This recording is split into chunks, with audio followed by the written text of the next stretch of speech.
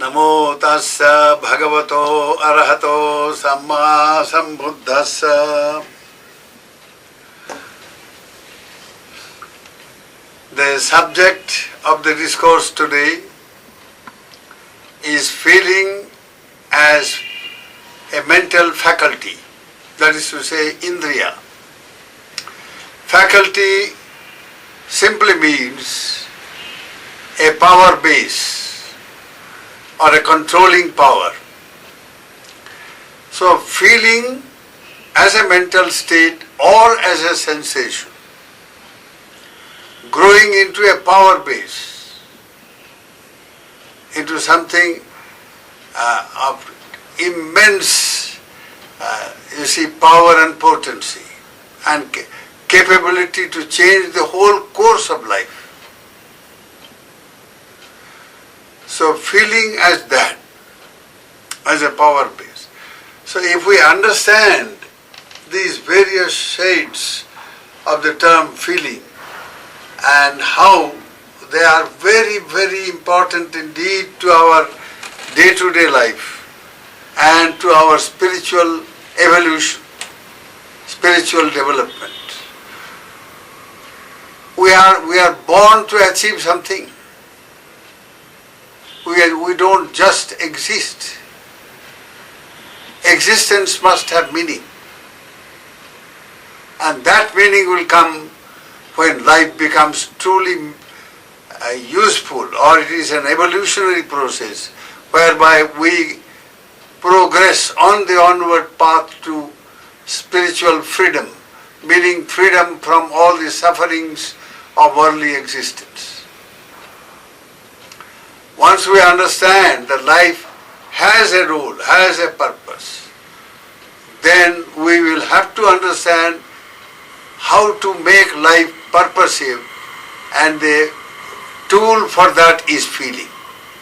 One of the tools. It's an important tool indeed.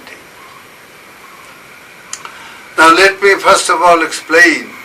Today we will have a little bit of practical exercise of how to understand feeling and how to control it, handle it properly, and gain benefits out of that, spiritual as well as emotional, mental and moral benefits.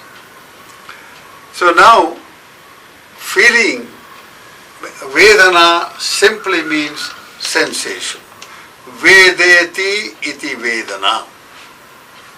One, a sensation is a kind of, it is a mental state of sensing.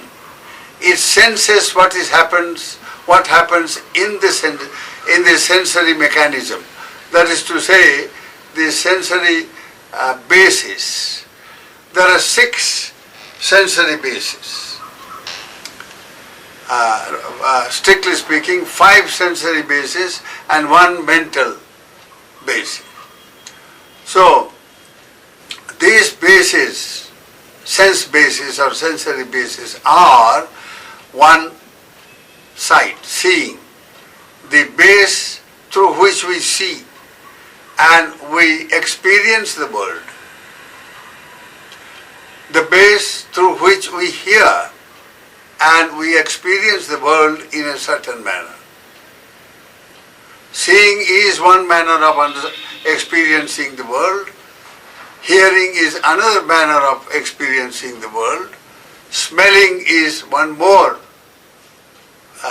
way of experiencing the world.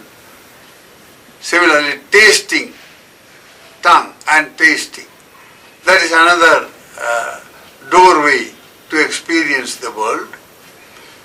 And then the body itself, just sensing, touch, the tactile faculty, the ability to touch and come in contact, bodily contact.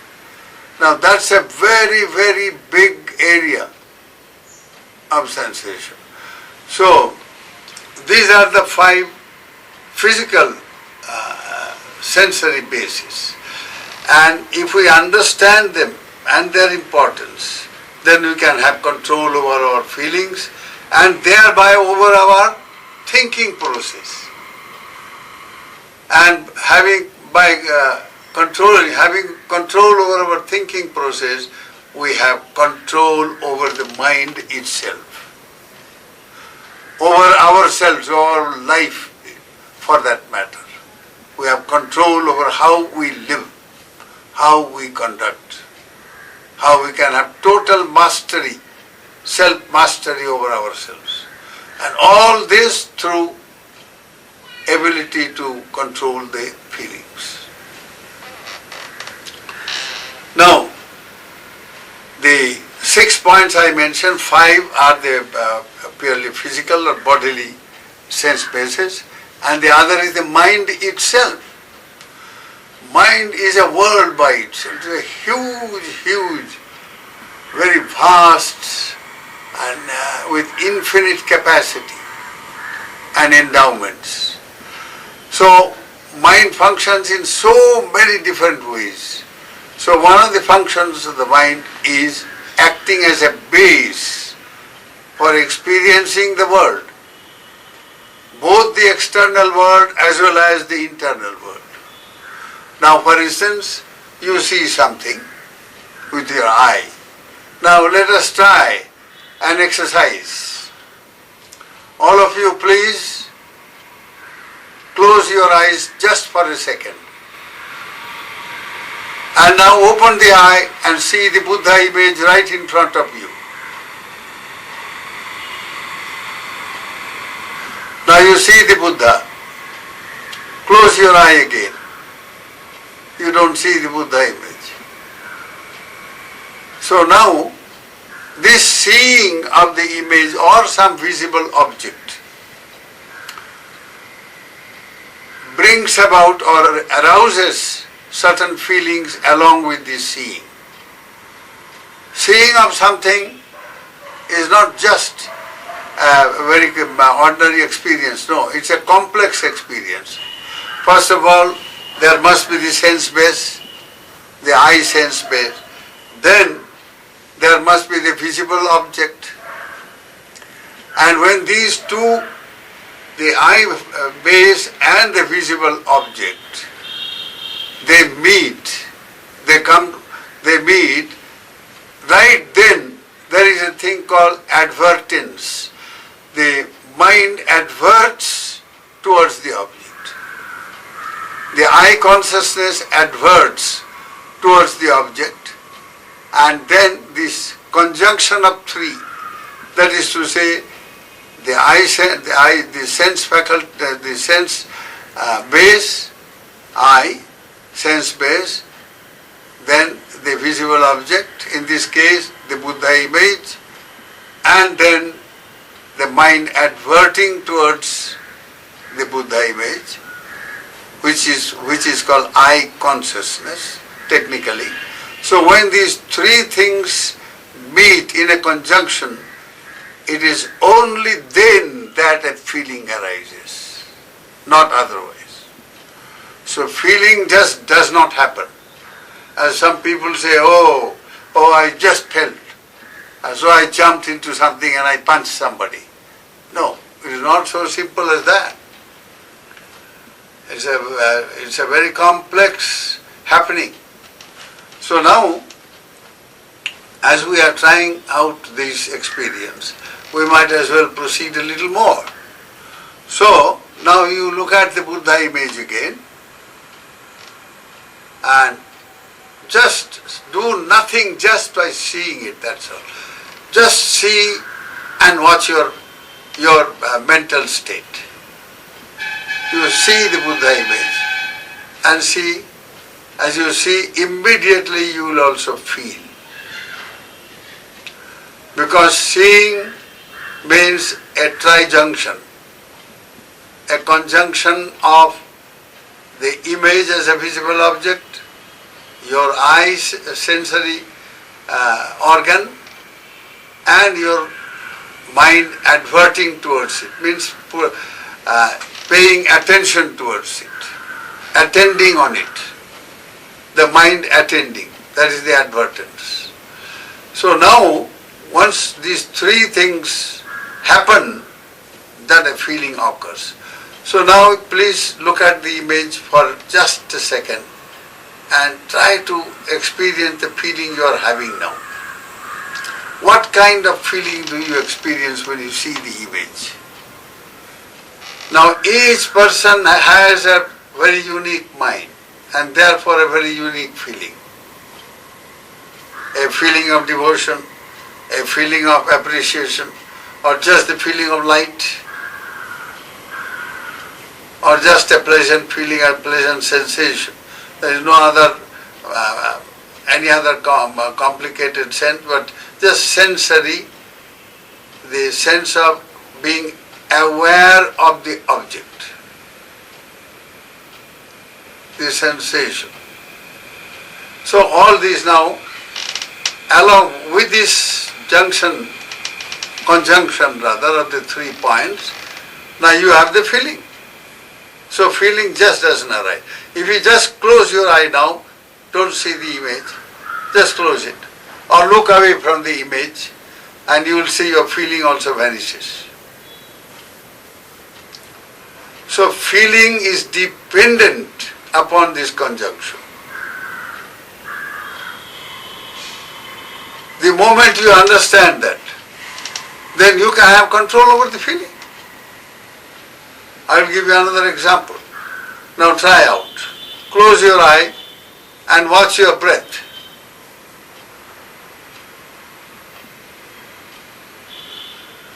Good. As you are breathing in, your chest is expanding. Automatically, you are not doing it. It's just happening. It's a part of life. So it's rising, and then as you breathe out, it falls. Rise and fall movement caused by breathing in and breathing out. There are other ways also of sensing breath, but this is one very effective way, and now please do that. Now just watch the rise and fall movement of your abdomen, which is caused by breathing in and breathing out. Now just watch the breathing in, breathing out, and therewith the movements, rise and fall movement. Just do that for, let us say, a minute or two. You don't lose anything, you gain a lot. And you will see as the breath becomes clearer and clearer and clearer, the rise and fall movement becomes clearer and clearer. Then you just switch off your mind, so to say, and begin to think of the Buddha image, not the breath, the Buddha image. And then from Buddha image back again to your breath.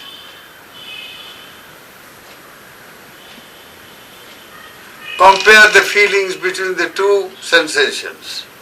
One is a mental image because your eyes are closed. So the breath, the sensation is that of a tactile sensation. The body, as you are breathing in and out, and if the rise and fall movement is seen in the form of a tactile sensation, kaya sampasva, a contact between the body and the breath, a part of the body and the breath. So this sensation is a purely tactile sensation, touch sensation, bodily touch sensation. Now that you experience when you see the rise and fall movement.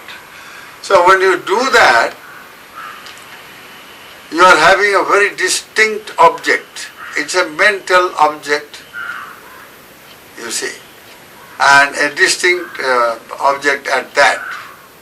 Now from this mental object of the rise and fall, you again switch back to the Buddha image by opening the eye. It's a bodily, it's a physical object. is a visible object, not a mental object. So as you switch quickly to the eye, to the image, you will see the feeling that arose when you are watching your rise and fall movement. Those feelings disappear and a new feeling arises based upon the visible object. Whatever feeling you have got towards the Buddha image, that will take over now. If you are a devotee, you will feeling a sense of devotion, a sense of respect, a sense of reverence towards the object. And or if you are not, if you have just an intellectual interest, an intellectual way, then you may see some of the characteristics of the image and you begin to think on those characteristics and give some name of your own. You say, oh, the Buddha smiles, how beautiful, this smiling feeling. And or the Buddha looks so compassionate, looking at you with deep feeling of love and compassion. So these different sensations and feelings and emotions you can associate when you look at it in an intellectual way. But if it is a purely in a spirit of humble devotion, the master to whom you go for refuge, the protector, ultimately you take him to be the protector in every way, therefore the savior. Once you have that approach, then your feelings are very different. The feelings of upliftment, feelings of adoration and devout sense of, appreciation or devotion and all that. And that will bring about piti, a kind of rapture, a very joyous feeling and devotional, humble feeling, rapture. So these are the feelings you see associated with the image, and whatever the feeling that you get when you see the image, compare that with the feeling that you are having with, purely rise and fall movement. Now please continue with your rise and fall movement for, let us say, 5 minutes.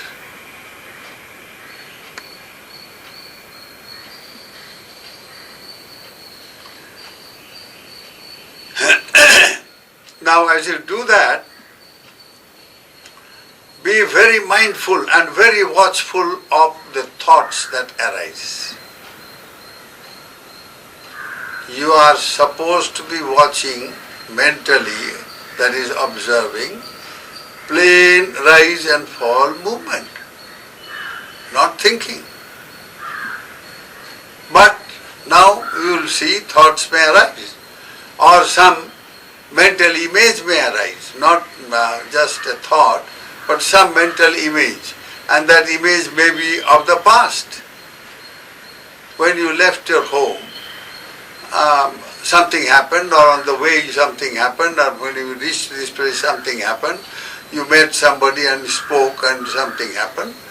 Some of those events may spring up in the mind in the form of a mental image. Now as you watch these different images arising in the mind, instead of observing the rise and fall movement, but some other images, what kind of feeling do you have towards each image if you now very carefully and very mindfully observe? And not only that, very insightfully, with lot of sense of understanding and penetrating knowledge. With that kind of thing you try to examine or investigate the nature of the feeling, you will be surprised how different they can be, how varied.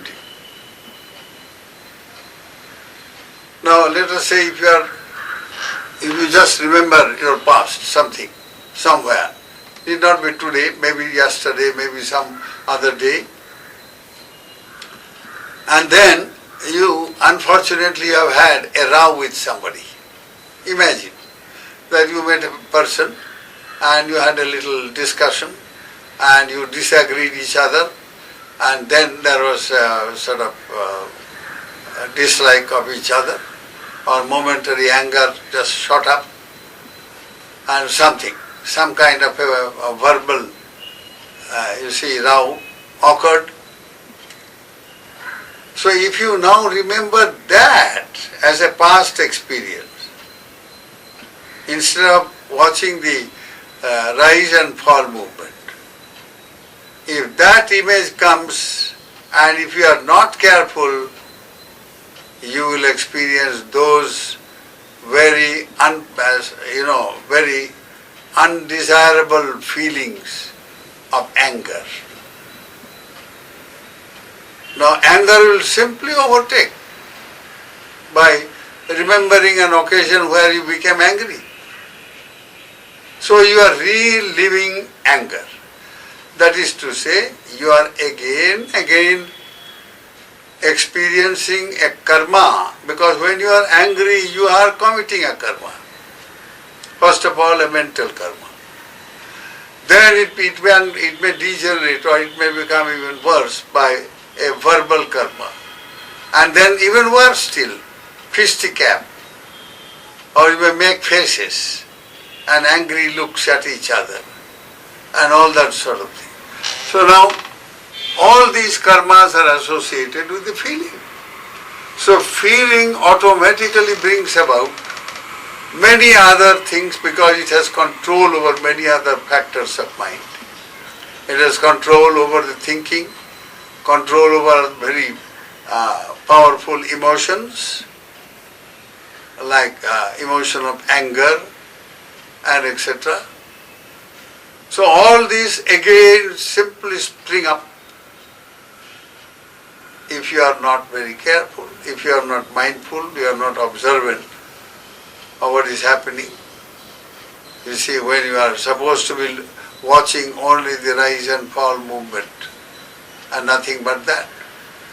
And if you compare those experiences of the past with your present feeling, present observation of the rise and fall movement, you will see in the rise and fall movement the mind becomes increasingly calm.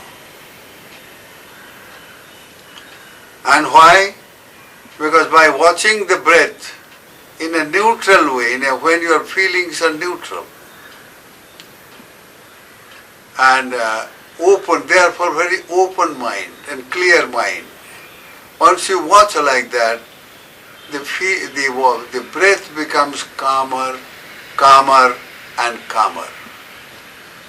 And along with the breath, you will also see your mind becomes progressively calmer, calmer, calmer.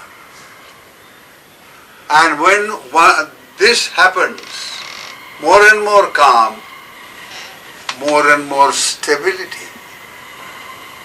That means mind will not quickly,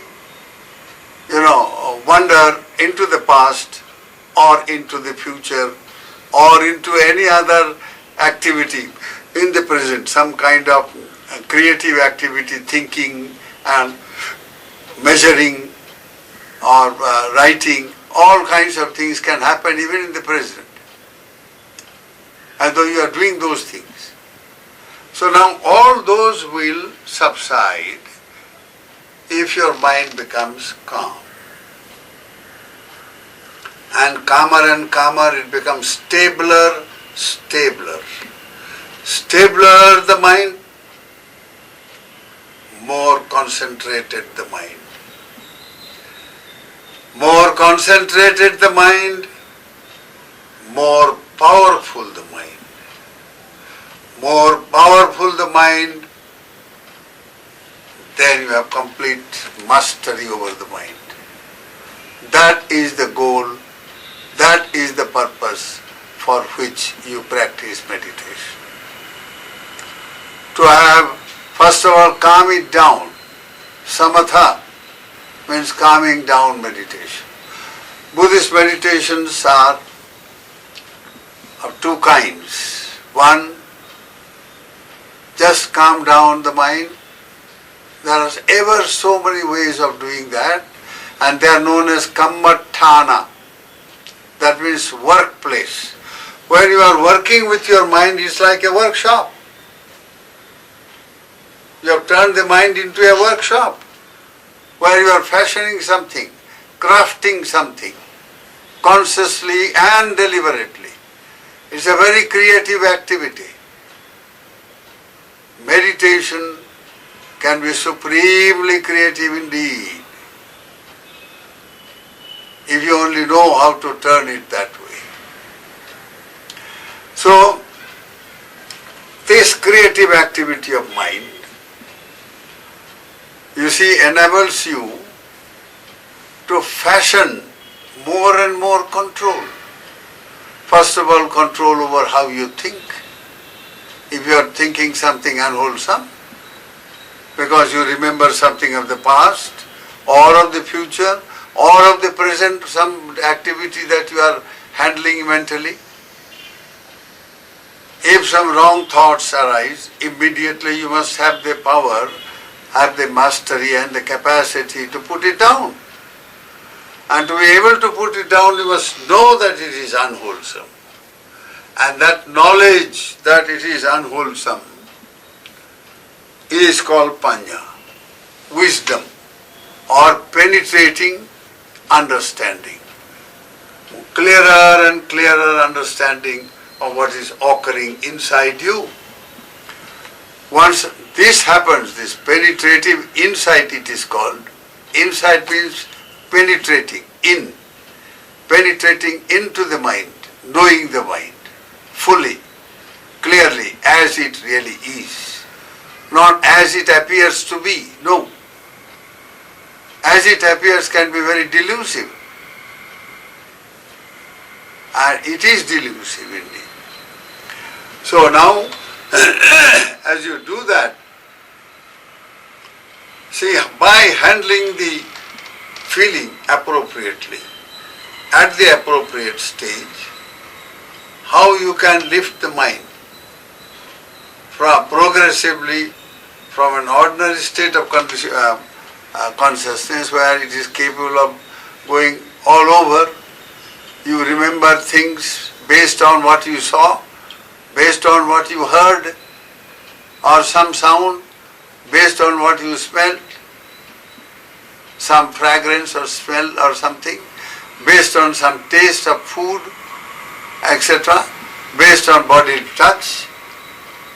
All sensory or sensuous experience, they occur in the mind again and again and again and torture the mind.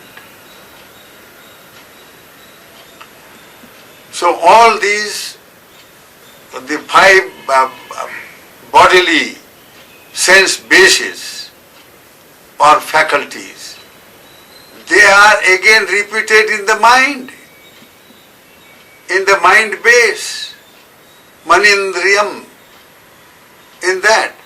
And once they are repeated, you replicate them over there. There is no end. Other than all kinds of things can happen indeed. The mind can be totally in disarray, out of control. So when you know that nothing happens without a feeling, all these visible objects through all these five bodily sense bases, as well as the mind base, the mental image, all these are, you see, they give rise to feeling. And feeling is something very, very specific. Either at the bodily level it's a sensation, you sense it. Now we just tried out now in this exercise that I said, okay, you close your eye, look at the Buddha. And then open the eyes and look at the Buddha. immediately there will be some sensation. Some sensation of that visible object called Buddha image. And that sensation may be all kinds of things, very wonderful things, wonderful feelings. The sensation may grow into a very, very uplifting emotional feeling of devotion, of reverence, of rapture, happiness. All kinds of feelings may arise from that. And then mental activity, it may also trigger mental activity. You will think about the qualities of the Buddha. You will say, well, Buddha is not sitting in that image after all. That image is only a symbol. Symbol of the qualities of the Buddha, of the excellences, the spiritual excellences of the Buddha. All those excellences are something that we can cultivate. Now, for instance, you think of Buddha as Arahant. Itipiso Bhagava Arahant. Indeed, that blessed one is the perfect one, the Arahant. And how is he perfect? Because he has conquered over all the enemies. Arinang hanta iti arahang. Ari means enemy. Who are those enemies? They are not outside your body or outside your mind. They are right inside your mind. Every time there is greed, every time there is some kind of lust or passion, the mind is defiled.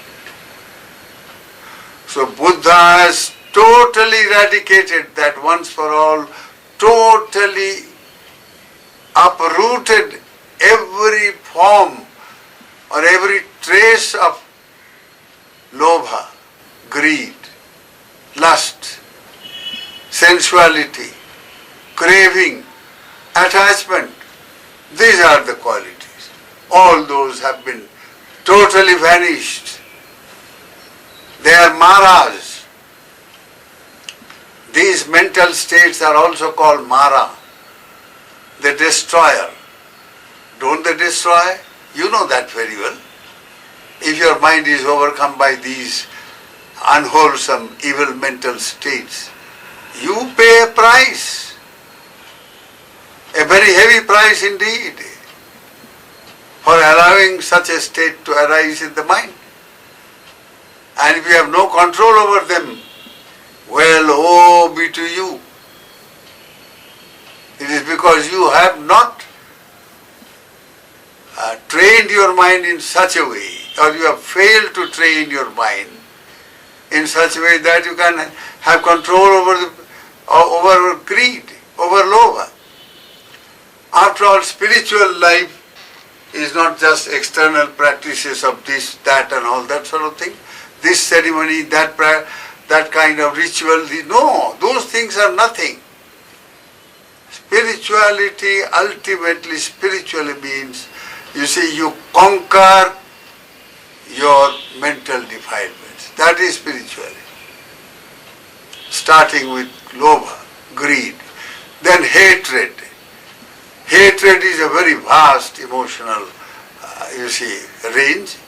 It has a tremendous range. Anger, jealousy, meanness,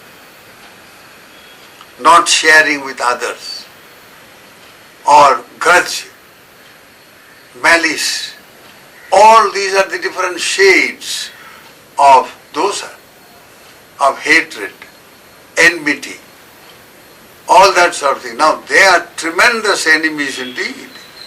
It is because of these enemies that the mind is again and again subject to commit all kinds of karmas, and by committing all kinds of karmas, you automatically are reborn to experience the results of the karmas that you have committed. It is not a question of any God who is, sending you to a world or creating you and all that sort of thing. No. You create yourself with your own actions, your conduct. And that begins with this mind. So there are 10 such aris or enemies. They are known as kilesas. A person who has totally vanquished and destroyed them, uprooted them, is an enlightened being. And Buddha is the supremest of all enlightened beings. Now if you think of Buddha in those terms, what kind of feeling will arise in your mind? Just imagine. Most sublime feelings of gratitude that you are privileged to undertake refuge in the Buddha and be guided by the Buddha. The Buddha is not just gone, he is very much alive in his Dhamma, in his spiritual body. So this practice of meditation is Dhamma. Every time you are practicing the meditation and overcoming thoughts of lust and passion and anger and egotism, every time the Buddha is right in your heart. It is the light of the Buddha that is enabling you to overcome all these enemies. So Buddha is not so much in the image, but the image reminds you of the Buddha. So you pay homage to the image out of gratitude for the Buddha. So it is not a ritualism. So today we leave it at this. We'll continue with this. We will combine our discourses with little exercises. It will be with a bit of practical exercise so that we know how to spiritualize our mind and thereby spiritualize our life. May the grace of Bhagavan Buddha surround your life with wisdom and happiness. May you all be happy. Sukhino bhavantu.